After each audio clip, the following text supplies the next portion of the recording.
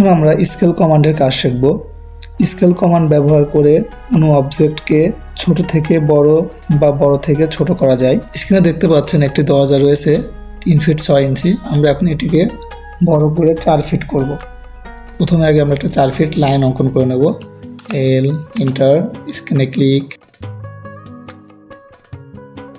তারপর 4 fit, enter, আরেকটা enter. এখন 4 ফিটের একটা আমরা লাইন নিয়ে নিয়েছি। এখন আমরা এই দরজাটিকে স্কেল করে বড় করে 4 ফিট করব। তাহলে আমরা কমান্ড লাইনে এসসি বা স্কেল লিখে ইন্টারফেস করব। তারপর আমরা অবজেক্টটিকে পুরোটা সিলেক্ট করব। সিলেক্ট করা হয়ে গেলে আবার ইন্টারফেস করব। এখন আমাদের একটা স্পেসিফিক বেস পয়েন্ট সিলেক্ট করলাম। তারপর আমাদের রেফারেন্স দিতে হবে আর, এন্টার। এখন আমরা এই পয়েন্টে একটা ক্লিক এবং দরজার শেষ পয়েন্টে একটা ক্লিক করে টেনে আমরা এই 4 ফিটের লাইনে মিলিয়ে দেব।